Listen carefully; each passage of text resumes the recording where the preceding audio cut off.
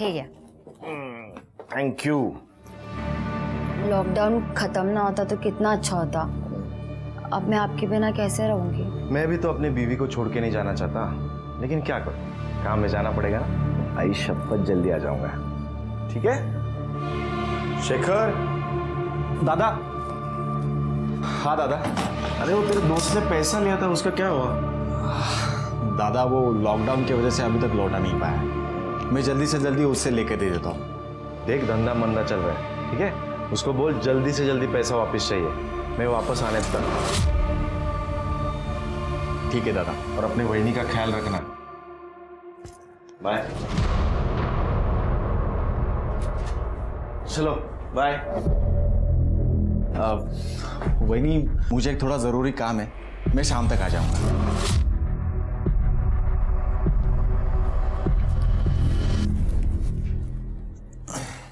Bye.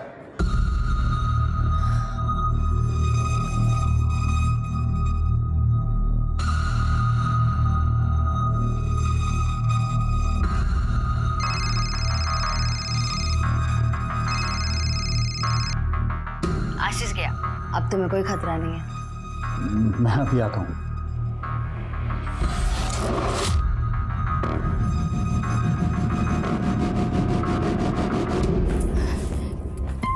तुम्हें शर्म नहीं आती? मेरे भाई का घर तोड़ के क्या अपना घर बचा रहेगा? मैं तुम्हें मानसी बहनी के पास बिल्कुल जाने नहीं दूंगी। तू रोकेगी मुझे?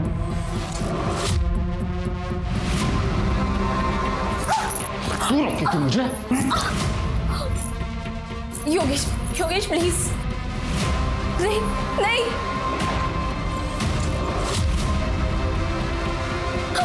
मुझे रोकेगी तू? हाँ? तू रोकेगी? योगेश नहीं प्लीज। क्या कर रहा है तू? खबरदार मेरी बहू पर हाथ उठाए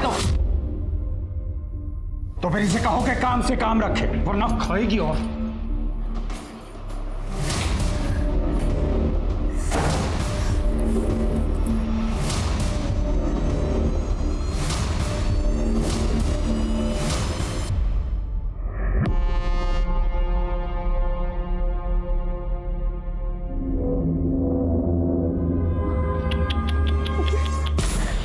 अरे रे रे रे, कितना मारा है तुझे? अच्छा मैं ना मलहम लगा देता हूँ।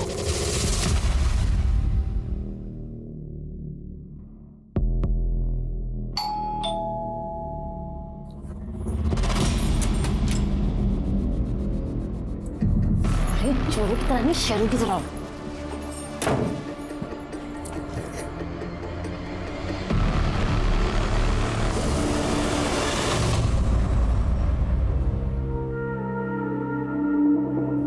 दादा,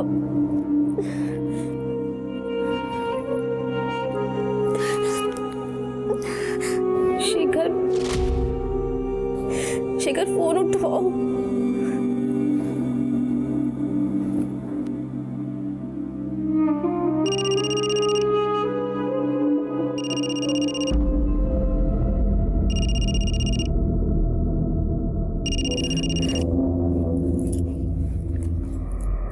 हेलो हेलो नम्रता, क्या क्या क्या हुआ? तुम रो क्यों रही हो?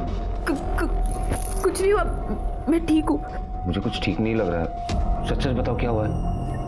सुधीर, योगेश फिर से मानसी वहिनी के पास चला गया है। मेरी जिंदगी बर्बाद हो गई है। मुझे कुछ समझ में नहीं आ रहा, मैं क्या करूँ? तुम परेशान मत हो, मैं आ रहा हूँ तुमसे मिलने। नहीं नहीं सुधीर, तुम यहाँ मत आना, वरना किसी ने तुम्हें यहाँ पे देख लिया ना, मेरी परेशानियां और भी बढ़ जाएंगी। अरे मुझे कुछ नहीं सुनना। और सुनो, मैं तुम्हारे घर के पीछे आ रहा हूँ, तुम बाहर आ जाना मुझसे मिलने, ठीक है?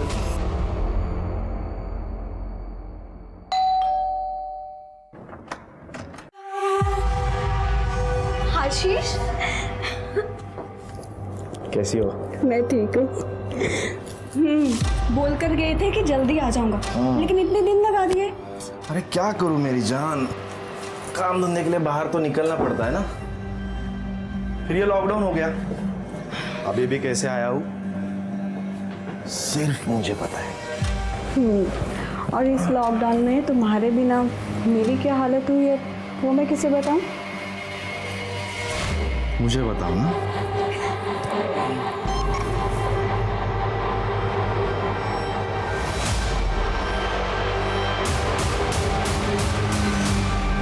रिश्ता कोई भी हो, भरोसा और सुरक्षा का विश्वास ही उस रिश्ते को विश्वसनीय बनाता है। जहां ज्यादातर लोग अपने संबंधों को पूरी सच्चाई और ईमानदारी से निभाते हैं, तो वहीं अपने शातिरपने में माहिर कुछ लोग खुद को सबसे बड़ा हितैषी दिखाते तो हैं, लेकिन मौका मिलते ही भरोसा तोड़ने से नहीं चूकते।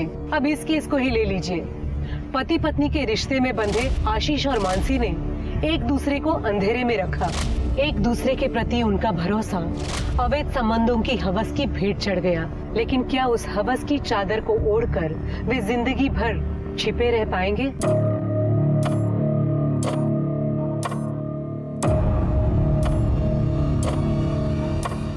कितनी बेरहमी से मारा है तुम्हें।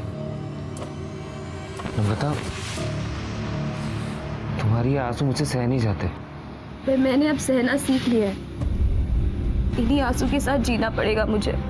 मैं अपने पति को अपनी भाभी के पास जाने से रोक नहीं सकती, और रोका तो उससे मुझे एक पति जो अपनी पत्नी की बिल्कुल इज्जत नहीं करता, और दूसरा मेरा ससुर जो मेरी इज्जत के पीछे पड़ा हुआ है।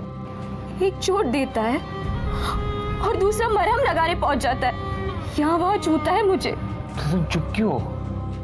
हाँ, अपने भाइयों से बात क्यों नहीं करती? मैंने आशीष दादा को बताया था, पर उन्हें मेरी बातों पर भरोसा ही नहीं है। उन्हें तो बस अपनी बीवी पे भरोसा है। और दूसरा शेखर जो मेरा फोन ही नहीं उठाता। सब अपने अपने लाइफ में बिजी है। किसी को परवाह ही नहीं है कि उनकी बहन की जिंदगी में क्या होता है। नम्रता, सुनो, तुम चिंता मत करो। देखो, मैं तुम्हारा सबसे अच्छा दोस्त हूँ। इस सिचुएशन में मुझसे जो कुछ भी होगा मैं करूँगा।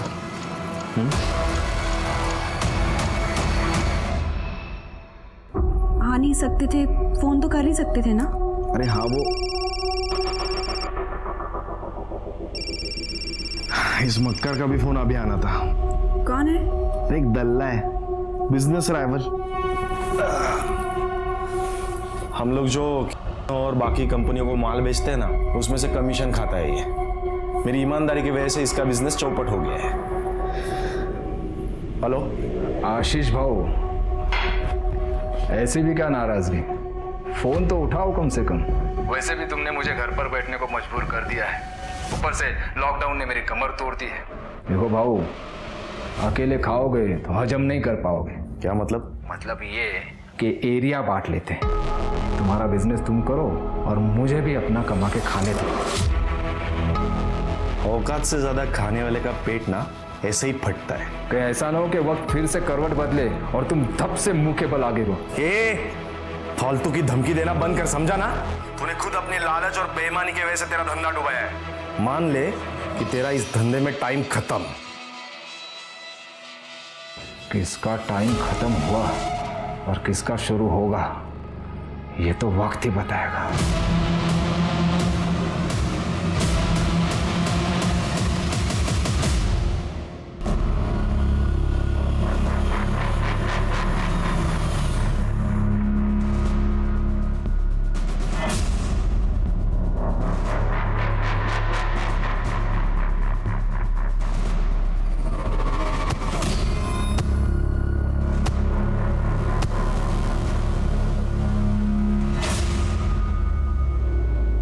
लो, तुम मिठाई खाओ।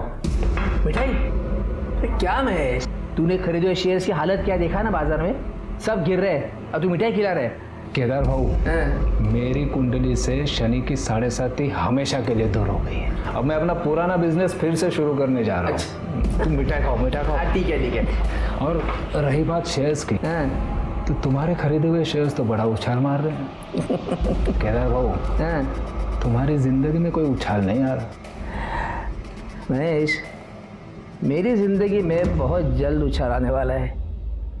तो जानता है, मेरा बेटा योगेश नम्रता को, मेरी बहू को आयोडीन मारते रहता है। अब उसकी बेरुखी से तंग आकर वो जल्द ही मेरी बाहों में आने वाली है। ये बात अब इस बात पर तू मिठाई खा ले। कौन आ गया?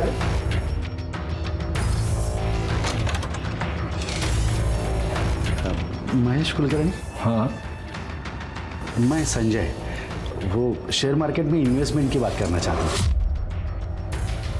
हाँ हाँ, आइए आइए।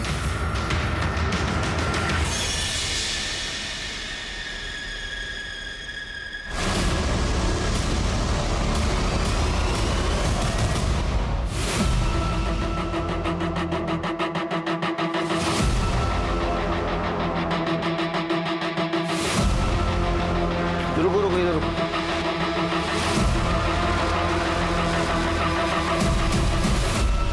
ये तो मेल बॉडी है, लेकिन कमाल है, मेल बॉडी होके बिना कपड़ों की। हो सकता है इसका गला दबा कर मारा हो इसे। इसका चेहरा भी बिगाड़ा गया है सर। डेफिनेटली पहचान छुपाने की कोशिश की गई है। हो सकता है किसी पत्थर वत्थर से मारा हो। लेकिन इसको यहाँ मारा गया है और या कहीं और मार के यहाँ लाया गया है।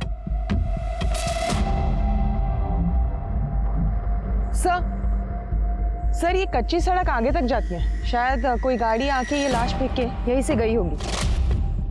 करोड़े कैसा सापड़ता कब बघा सर। शिरके सर, बॉडी को पोस्टमार्टम के लिए भेज दो और आसपास पूछताछ करो, किसी ने कोई एक्टिविटी देखी है क्या। और आसपास जितने भी पुलिस स्टेशन है वहाँ इंक्वायरी करो, कोई मिसिंग कंप्लेंट है क्या। ठीक है सर।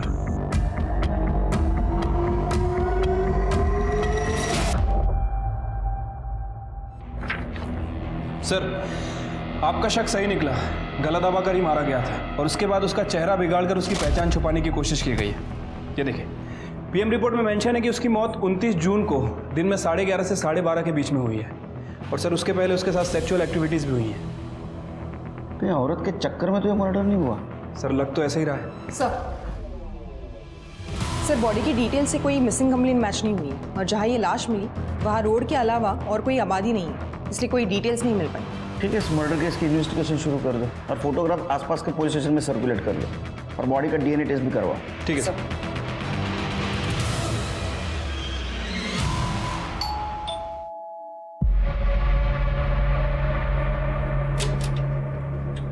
मानसी देशपांडे जी,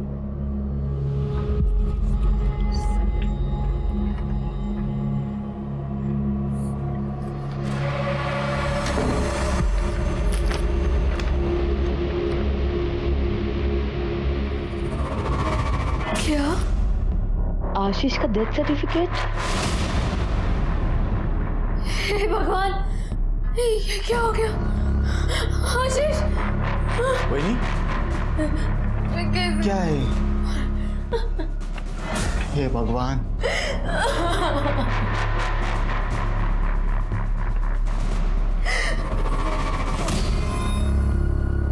फाइनली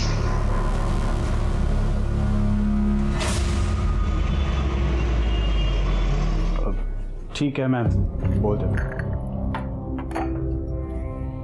सुनो, क्या हुआ?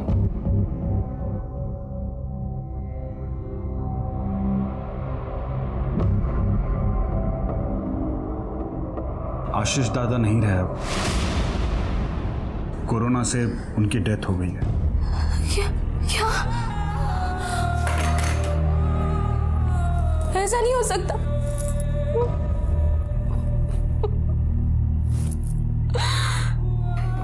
संभालो अपने आप को। अब वैसे भी हमारे रास्ते का कांटा तो निकल ही गया ना। मैं तुमसे तलाक देके मानसी से शादी कर लूंगा।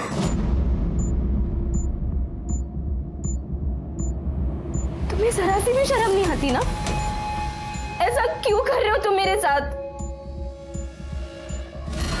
योगेश, योगेश, रुको योगेश, प्लीज मुझे ऐसे मत ठुकराओ। कौन बाला? योगेश, तुम्हारी हिम्मत कैसे हुई नम्रता के साथ ऐसा बिहेव करने की? चाहता हो गेट आउट।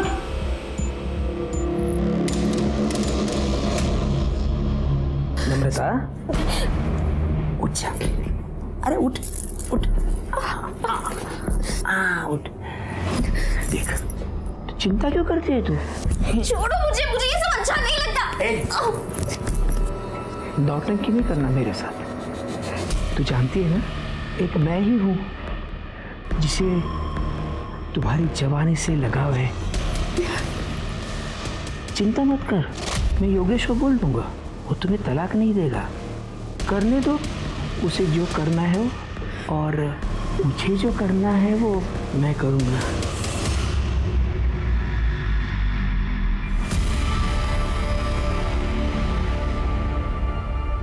ये नंबर क्यों नहीं लग रहा है? ये आशीष का नंबर कई हफ्तों से स्विच ऑफ क्यों आ रहा है? सब कुछ ठीक हो बस।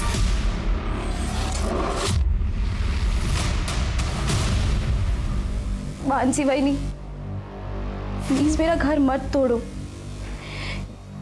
योगेश को छोड़ दो। देख नम्रता, तू अपने पति को नहीं संभाल पाई तो इसमें मेरी क्या गलती है? मतलब तू सीधे से नहीं मानेगी? मैं तुम्हें ना करी। छोड़ो उसको। अगर एक बार तूने और हाथ लगाया ना तो जिंदा है। मेरे बहन को हाथ कैसे लगाया? शेखर, ये मानसी बहनी और ये योगेश दोनों का चक्कर चल रहा है। क्या? सोचा भी नहीं था तुम लोग इतना गिर सकते हो। मानसी बहनी, अरे थोड़ी तो शर्म करो। आशीष दादा जाने के बाद तुम लोग तो खुलेआम रंगरलिया मनाने लगे। नम्रता, तू गार्जियनों को करो, मेरे जीते जी मैं ये होने नहीं दूंगा। सर, हमारे पारिवारिक प्रॉपर्टी का बंटवारा करना है। प्रॉपर्टी में कितने बंटवारे हैं? जी, ये मेरे बड़े भाई का डेथ सर्टिफिकेट है। अभी हाल ही में उनकी कोरोना से डेथ हुई है। उनकी एक बीवी है मानसी, और मेरी छोटी बहन है नम्रता। इन दोनों का हक बनता है। ऐसा कोई तरीका है जिसे ये मानसी को इस प्रॉपर्टी में से कुछ भी ना मिले? इसलिए हमें ये प्रूव करना होगा कि लीगली वो तुम्हारे भाई की वाइफ है ही नहीं, और दूसरी बात, वो किसी और से शादी कर ले तो उन्हें प्रॉपर्टी का कोई भी हिस्सा नहीं मिल सकता। जी, थैंक यू।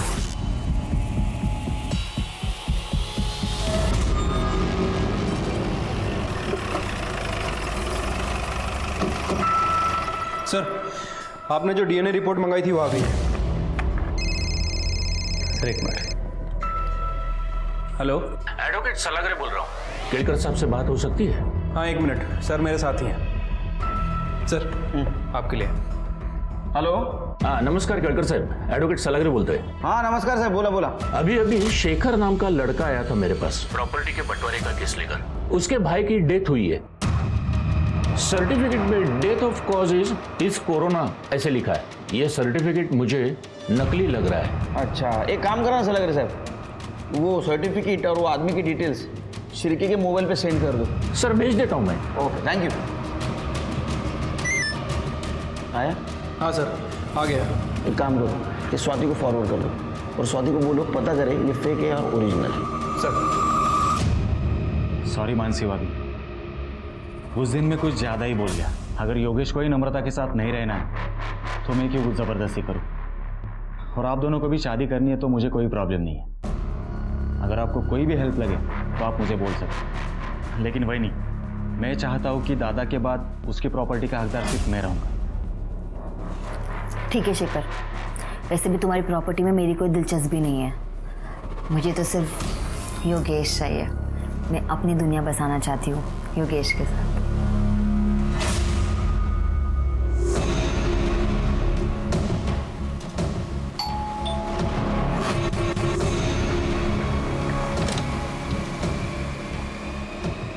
आशीष, आइए ना।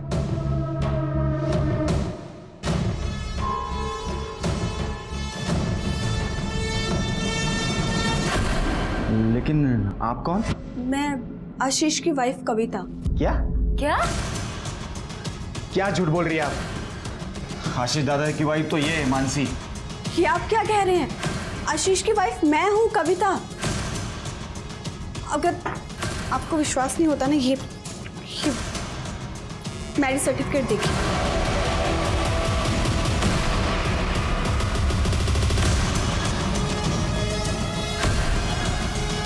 और ये सर्टिफिकेट तो आपकी शादी के भी पहले का है।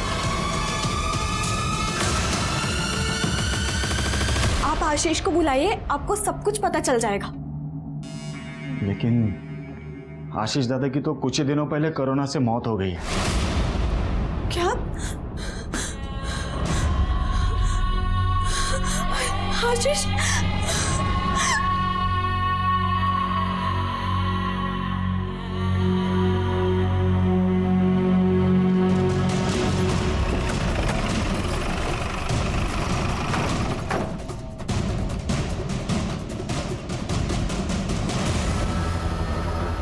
आप में से शेखर कौन है?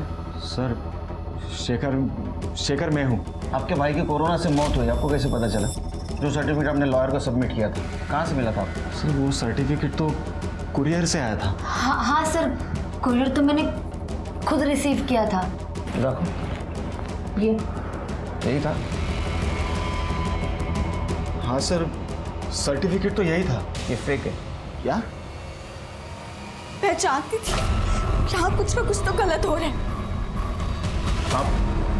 मैं आशीष की वाइफ कविता, लेकिन यहाँ आकर पता चला तो ये कि आशीष की बीवी बनी बैठी है। ज्यादा कुछ बोला ना, तेरा मुंह तोड़ दूंगी मैं। काम कर रहा हूँ। अब आशीष से आखिरी बार कब मिली? सर वो 22 जून तक तो यही थे, उसी दिन वो गए थे। हाँ सर, उसी दिन वो मेरे पास भी आए थे। एक हफ्ते के बाद 29 जून को वो बिजनेस टूर के लिए निकल गए थे। अब कभी लंबा इंतजार मत करवाना, और अगर जल्दी नहीं आए ना तुम तो मैं वहाँ पर आ जाऊंगी। चिंता मत करो, हफ्ते 10 दिन में वापस आ जाऊंगा। यार कैब बुक करना भूल गया मैं। तुम पहले कैब बुक कर लो। नहीं यार, लेट हो जाएगा। मैं एक काम करता हूँ, बाप्पा चौक में जाके कैब ले लेता हूँ। साहब, आशीष ने मुझे इस घर और शेखर के बारे में बताया था, और बहुत दिन तक जब आशीष का नंबर स्विच ऑफ गया और ना ही कोई कांटेक्ट हो पाया, तो मैं उसे ढूंढते ढूंढते यहाँ तक आ गई। और सर आशीष दादा भी 22 जून के बाद वापस घर आए ही नहीं। हाँ सर, वो सिन्नर जाने का कह के गए थे। आशीष की किसी के साथ दुश्मनी थी? नहीं सर, उनकी किसी के साथ कोई दुश्मनी नहीं थी। दादा एकदम सीधे आदमी थे, वो सिर्फ अपने काम से काम रखते थे। सब महेश कुलकर्णी, ये आशीष का कॉम्पिटिटर हुआ करता था। आशीष ने अपनी मेहनत और ईमानदारी से का विश्वास जीत लिया था, और जिसकी वजह से महेश का कमीशन का धंधा भी चौपट हो गया था। और फिर एक दिन उसने आशीष को फोन पर धमकी भी दी थी कि ऐसा ना हो कि वक्त फिर से करवट बदले और तुम धप से मुंह के बल आगे रहो। फालतू की धमकी देना बंद कर, समझा ना?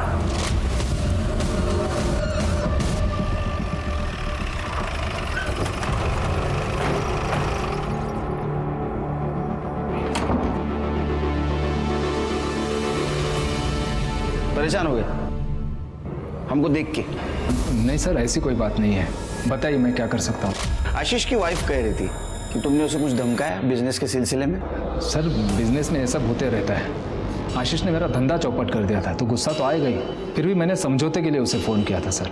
हाँ, उस वक्त थोड़ी बहसबाजी हुई थी बस, बाकी मैं कुछ नहीं जानता सर। नहीं, कुछ जानते हो तो अभी बता दो, क्योंकि हम अगर जानने की कोशिश करेंगे तो बताने के लायक नहीं रहोगे। मैं सच कह रहा हूँ सर, मैं कुछ नहीं जानता।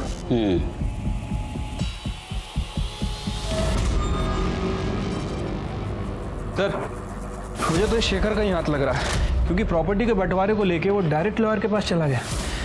सर ये बात कुछ हजम नहीं हो रही है। लेकिन आशीष को मार के शेखर को ज्यादा कुछ नहीं मिलता, क्योंकि आशीष के मरने के बाद उसकी प्रॉपर्टी तो उसकी वाइफ को मिलने वाली थी। ये महेश हमसे कुछ छुपा रहा है। एक काम करो, महेश का सीडीआर रिपोर्ट और मोबाइल लोकेशन ट्रैक करो, और ये जो फेक डेथ सर्टिफिकेट मिला था वो किसने बनवाया था ये भी चेक करो। शायद उससे हमें पता चले कि आशीष के साथ एक्चुअल में क्या हुआ था। ठीक है सर। सर, कविता के बयान के मुताबिक 29 जून को आशीष नासिक से निकला था, और उसके अगले ही दिन हमें एक आदमी की लाश मिली थी नासिक के जंगल में। सर लाश की पोस्टमार्टम रिपोर्ट के हिसाब से उस आदमी की मौत 29 जून को ही हुई, तो कहीं ये लाश आशीष की तो नहीं? उस बॉडी से शेखर का डीएनए मैच कराओ। सर शेखर का डीएनए मैच होते ही इस बात की भी पुष्टि हो गई कि 30 जून को नासिक के जंगल में मिली लावारिस लाश दरअसल आशीष की ही थी। लेकिन पुलिस के सामने ये सवाल अब भी मौजूद था कि आशीष को आखिर मारा किसने। आशीष की फोन लोकेशन और कॉल रिकॉर्ड से भी कोई खास सबूत हाथ नहीं लगा। पुलिस का शक आशीष के बिजनेस राइवल महेश कुलकर्णी पर जाकर ठहर रहा था। दूसरी तरफ पहले ही अपने पति से मिले धोखे से दुखी नम्रता अपने भाई शेखर के विश्वासघात से हिल गई थी, जो योगेश की शादी मानसी से करवाने की हिमायत कर रहा था। मानसी तो पहले से ऐसी थी, मगर अब तो शेखर भी। मानसी और योगेश को जो करना है वो करेंगे नम्रता, लेकिन अब जब शेखर भी इस गंदे खेल में शामिल हो गया है, मुझे लगता है तुम्हें यहाँ से कहीं दूर चले जाना चाहिए, नहीं तो तुम्हारी जान को खतरा हो सकता है। पर मैं जाऊंगी कहाँ? मैं तुम्हें कहीं एक सुरक्षित जगह पे लेके जा सकता हूँ, अगर तुम्हें मुझ पे भरोसा है तो। कैसी बात कर रहे हो सुधीर? एक तुम ही तो जिस पर मेरा भरोसा बचा है। ठीक है, कल मैं आता हूँ तुम्हें लेने, तैयार रहना। संजय जी, मैंने आपके लिए कुछ अच्छी कंपनी के शेयर सिलेक्ट किए हैं, अगर इन्वेस्ट करना हो तो पैसे लेके आ जाइए। महेश जी, एक्चुअली क्या है, वो जो शेयर्स के लिए पैसा रखा था ना, वो कहीं और खर्च हो गया। अब इंतज़ाम करने को कम से कम 1 हफ्ता लग जाएगा। कोई बात नहीं, जब इंतज़ाम हो जाए तो बता दीजिएगा। जी।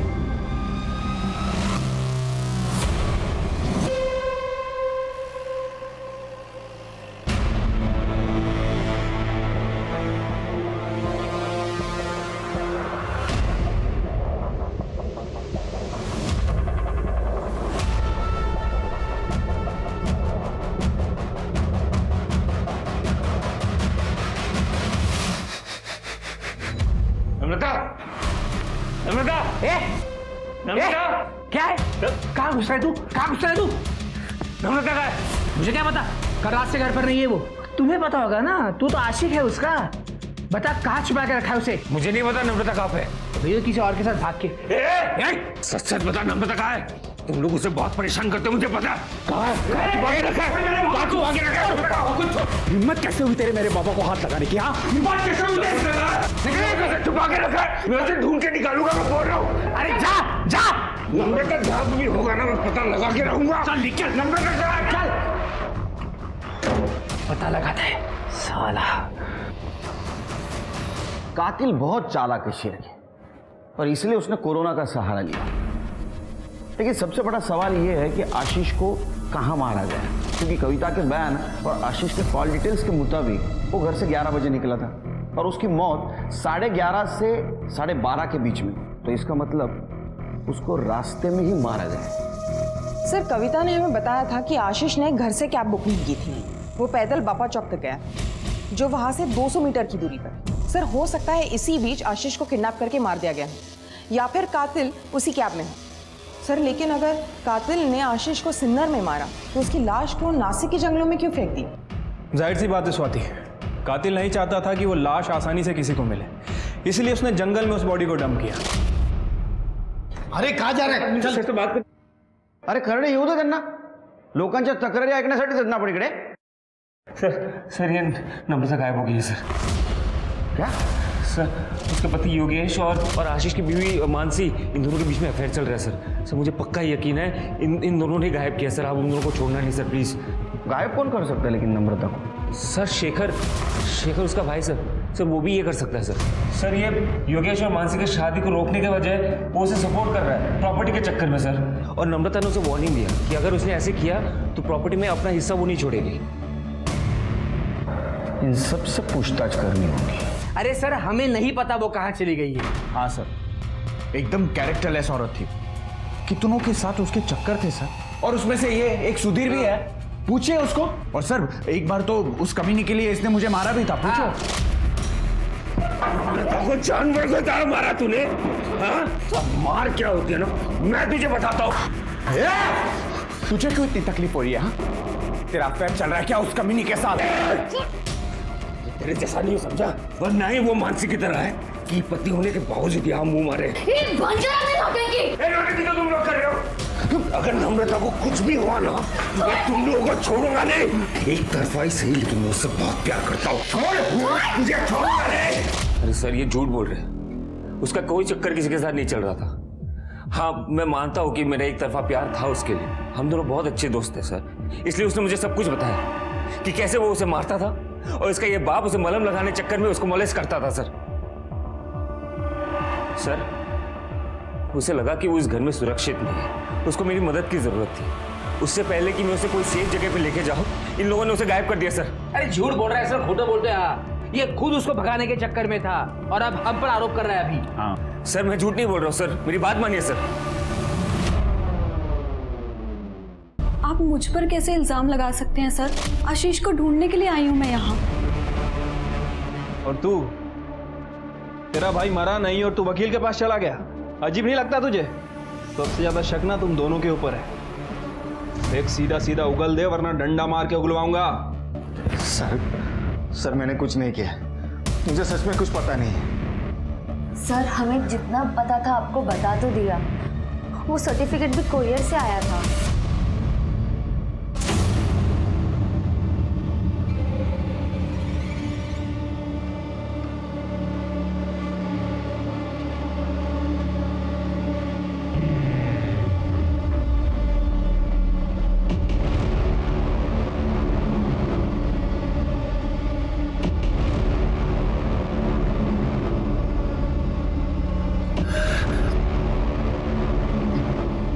पानी देता हूँ।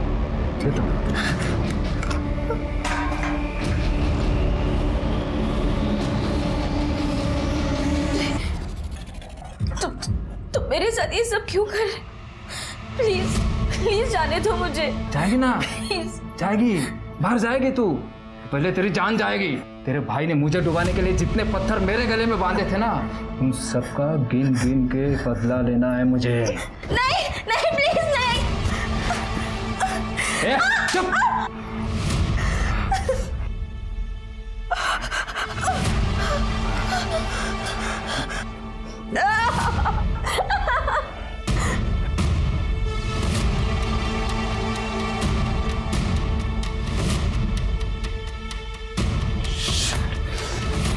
अबे आता है, मैं रुक।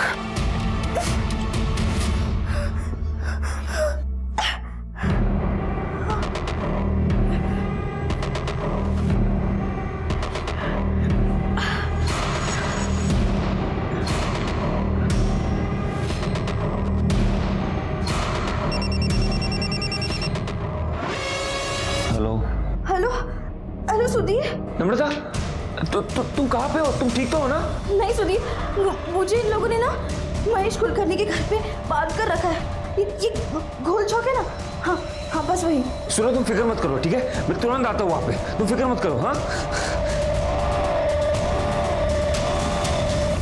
सर, अभी तक इस नम्रता की सीडीआर से कुछ खास पता नहीं चला। 31 जुलाई से इसका फोन स्विच ऑफ है और अभी तक स्विच ऑफ ही है। सर, हो सकता है कि नम्रता अपने हस्बैंड के साथ घर से भागी हो या फिर कोई उसे जबरदस्ती करके ले गया हो सकता है कि मानसी और योगेश भी इसमें इन्वॉल्व हो। अरे शेखर? हाँ सर, इस शेखर को भी इग्नोर नहीं कर सकते हैं क्योंकि वो प्रॉपर्टी के लिए कुछ भी कर सकता है। और हमें सुधीर ने बताया था कि नम्रता अपना हिस्सा शेखर से मांग रही थी।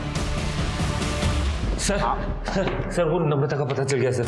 उसने मुझे 1 घंटे पहले फ़ोन किया था। उन लोगों ने उसे गोल चौक में किसी महेश कुलकर्णी के घर पे बंद करके रखा है सर। मैं वहाँ पे गया था लेकिन वहाँ पे कोई था नहीं। इस केस में महेश कुलकर्णी का नाम बार बार आ रहा है। तो आशीष और उसके बहन से बदला लेने का मामला तो नहीं। एक काम करो, सुधीर को जिस नंबर से कॉल आया था उसके डिटेल्स निकालो। इस महेश कुलकर्णी को जल्द से जल्द पकड़ना होगा। चलो।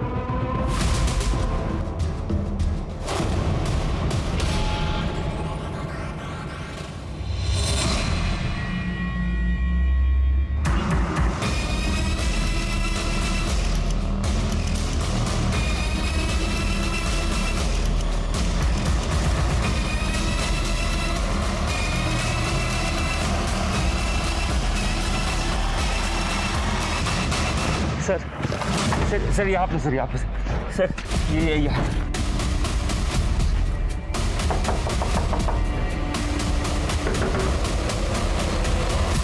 मैं जब आया था तब बंद था सर।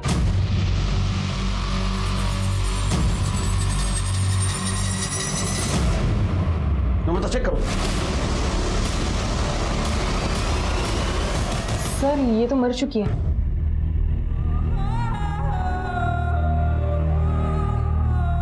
और सर ये देखिए, गले पे रस्सी के निशान है। शायद रस्सी से गला घोट के मारा गया इसे।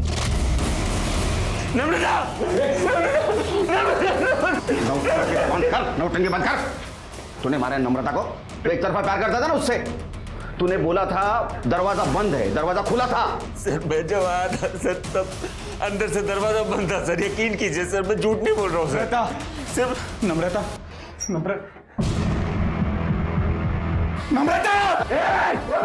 इसने मारा सर, इसने मारा।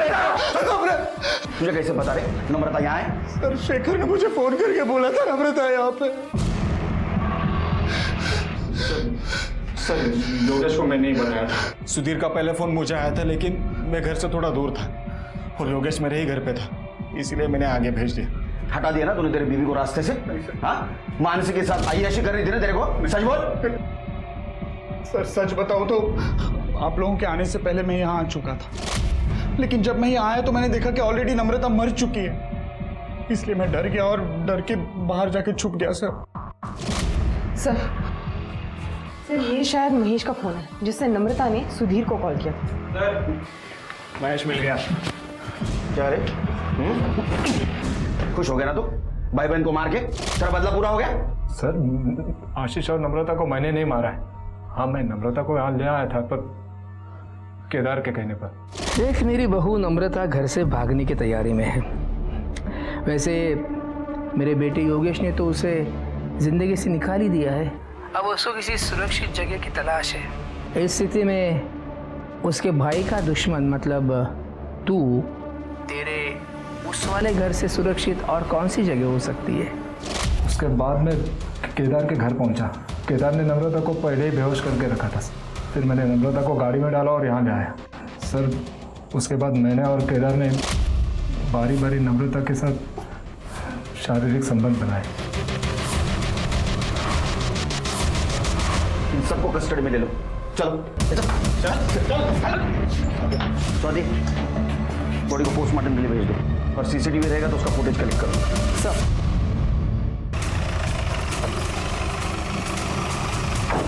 अरे साहब वो महेश झूठ बोल रहा है। एक नंबर का ठगी इंसान है वो। हमेशा औरतों के पीछे पड़ा रहता है। हमारे घर में आता जाता रहता था। और आपको बताया था मैंने, नम्रता हमारी बहू, उसका चाल चलन ठीक नहीं था। इतनी सफाई देने की जरूरत नहीं, सबका कैरेक्टर सर्टिफिकेट है मेरे पास। कोई सबूत है आपके पास? आएगा। जिस दिन मेरे हाथ सबूत आएगा मेरा हाथ चलेगा, फिर तेरे हाथ कुछ नहीं रहेगा। एक केदार का सीमेंट सैंपल कलेक्ट करो और क्राइम सीन पे जो कंडोम मिले उससे मैच करवाओ। सर नम्रता की पीएम रिपोर्ट। सर नम्रता की मौत गला घोटने की वजह से हुई है। इसके गले पे रस्सी और कुछ ट्रेसेस भी मिले हुए हैं। इसके अलावा बॉडी पे कहीं कोई स्ट्रगल के निशान नहीं है और मौत 11 से 12 के बीच में हुई है। CCTV footage? नहीं सर, वहाँ कोई सीसीटीवी कैमरा नहीं है। ये बात समझ में नहीं आ रही शिरके। ये नम्रता ने सुधीर को कॉल किया, सुधीर ने शेखर को कॉल किया, शेखर वहां तुरंत नहीं पहुंच पाया इसलिए उसने योगेश को कॉल किया। सब लोग वहां थे, तो कातिल कौन है? सर ये महेश के मुताबिक केदार को पता था कि नम्रता कहाँ है, लेकिन इस वक्त ये दोनों मर्डर से भी इनकार कर रहे हैं। नहीं शिरके, मुझे किसी पे भरोसा नहीं, क्योंकि आशीष और नम्रता दोनों का मर्डर सेम तरीके से हुआ है। तो हो सकता है इनका कातिल भी एक हो। सर हमें शेखर ने बताया था जब उसने योगेश को कॉल किया था तब वो आशीष के घर पे ही था। हो सकता है मानसी या कविता ने उनकी बात सुन ली हो। और वैसे कविता पर शक करने के लिए बहुत सारे रीजंस हैं। आशीष के मरने के बाद वो उसकी लीगल वाइफ है, तो शेखर जैसे ही प्रॉपर्टी पर उसका इक्वल दावा बनता है।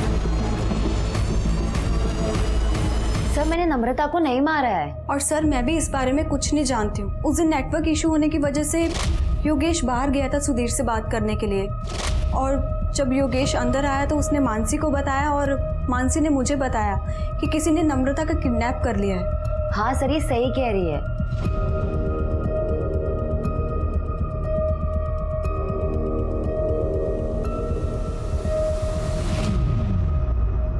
सर आपको क्या लगता है, ये दोनों लड़कियां सच बोल रही है या सच को छुपा रही है? ये नम्रता को जिसने भी मारा है बहुत होशियार है।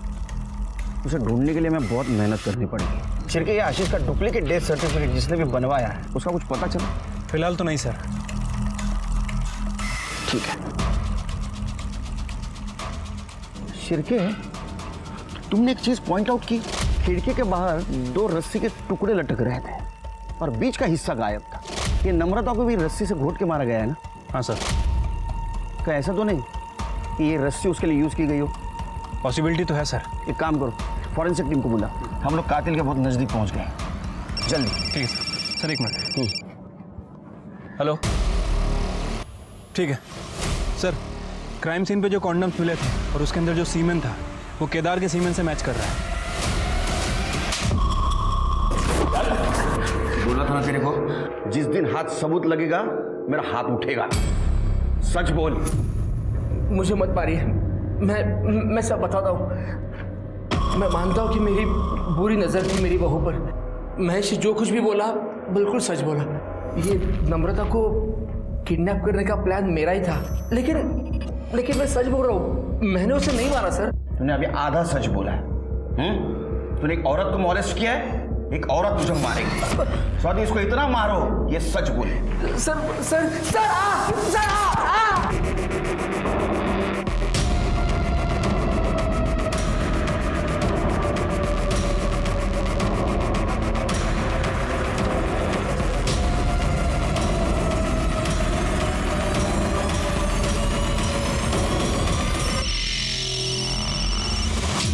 हेलो।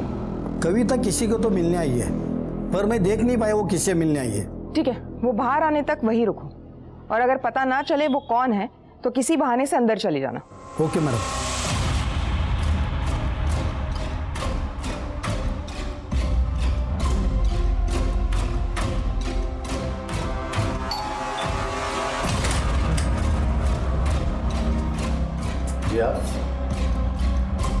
इलेक्ट्रिसिटी डिपार्टमेंटमधून आलोय, तुमच्या मीटरचं रीडिंग घ्यायचं आहे।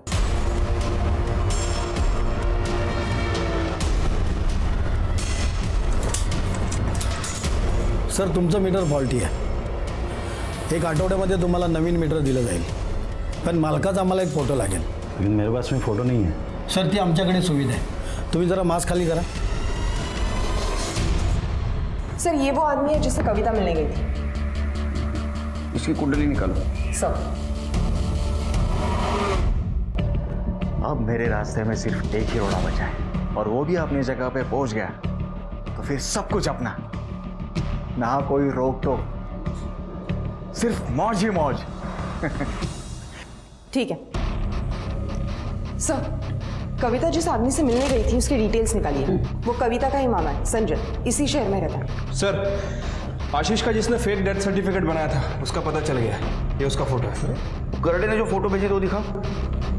सब। ये दोनों फोटो तो एक ही आदमी के हैं।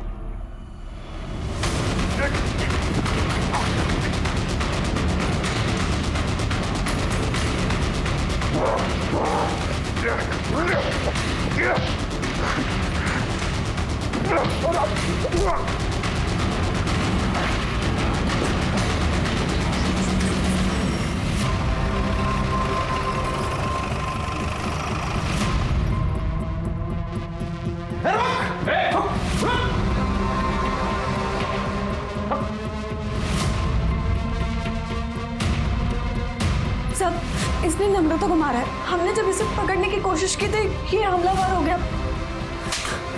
बंद कर अपनी नौटंकी, समझी? ये दोनों फोटो तो एक ही आदमी के हैं। ये देखो, लेकिन इसने आशीष और नम्रता को मारा क्यों होगा? सर 100% प्रॉपर्टी का मामला हो सकता है। प्रॉपर्टी का मामला? अगर प्रॉपर्टी का मामला हो सकता है तो इसका अगला शिकार शेखर हो सकता है। हमें शेखर को बचाना होगा। 1 सेकंड से शेखर बच गया और 1 सेकंड से तू भी बच गया। तुम दोनों के खिलाफ सारे सबूत है हमारे पास। तुम सच बोलो ये तो हमारा डंडा बोलेगा। बताती हूँ सर, मैं आशीष से बहुत प्यार करती थी। मुझे बिल्कुल भी अंदाज़ा नहीं था कि वो मुझे इतना बड़ा धोखा देगा। वो अक्सर बिजनेस का नाम लेकर सिनर आया करता था, और जब उसने ज़्यादा से ज़्यादा वक्त यहाँ बिताना शुरू कर दिया तो मुझे उस पर शक होने लगा। फिर मैंने ये बात संजय मामा को बताई। इन्होंने आशीष के इस घर पर नज़र रखनी शुरू कर दी। तब हमें पता चला कि आशीष और मानसी शादी कर कर इस घर में एक साथ में रह रहे हैं। तब मुझसे ये बात बर्दाश्त नहीं हुई सर। मामा, मैं आशीष को कभी माफ नहीं कर सकती, उसे मारना ही होगा। ये तू नहीं, तेरा गुस्सा बोल रहा है। नहीं मामा, ये मेरा आखिरी फैसला है। सही मौका आने दो। उसे मारने के लिए इस घर से अच्छी जगह कोई नहीं हो सकती। Surprise is ready. उठो।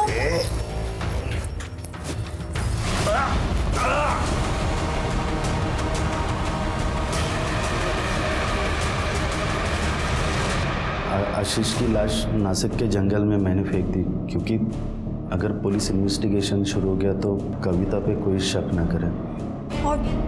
और उसका चेहरा कुचल दिया। कोरोना की कहानी इसलिए बनाई क्योंकि लाश न मिलने की बात छिपी रहे। साहब, अभी कोरोना से इतने लोग मर रहे तो हमें लगा कि ये आशीष की मौत भी छिप जाएगी और कविता आशीष की प्रॉपर्टी पे ऐश करेगी। लेकिन साहब, जब हम यहाँ आए तो हमें पता चला कि ये आशीष की तो बहुत सारी प्रॉपर्टी है। फिर हमने सोचा साहब, ये प्रॉपर्टी के जितने भी दावेदार हैं उनको सबको एक एक करके रास्ते से हटा देंगे। कि नम्रता के बारे में कैसे पता चला? वो मैं इनके घर पे नज़र रख रहा था ना साहब, तो वो शेखर ने योगेश को फ़ोन करके नम्रता के किडनैप होने की बात बोली, तो वो बात मैंने सुन ली क्योंकि मैं वहीं पे छुप के खड़ा था। गोल चौके के पास। और क्या नाम बताया? महेश कुलकर्णी। पक्का नम्रता वहां मिलेगी?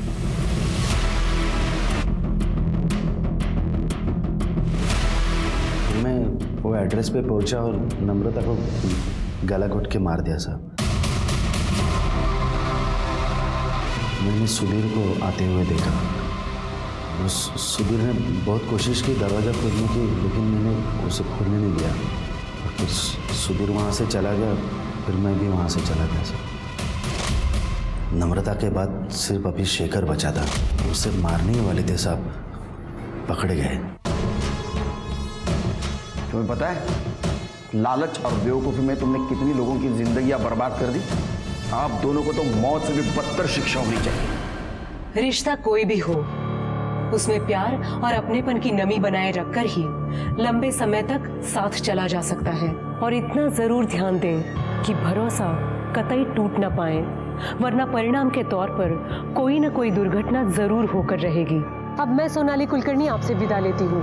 फिर मिलेंगे एक नए केस के साथ क्राइम पेट्रोल सतर्क जस्टिस रीलोडेड में। तब तक अपना और अपने परिवार का ख्याल रखिए। आप जानते हैं हम सब एक मुश्किल दौर से गुजर रहे हैं। कृपया मास्क पहने, सैनिटाइजर का इस्तेमाल करें और उचित दूरी बनाए रखें। देखते रहिए क्राइम पेट्रोल सतर्क।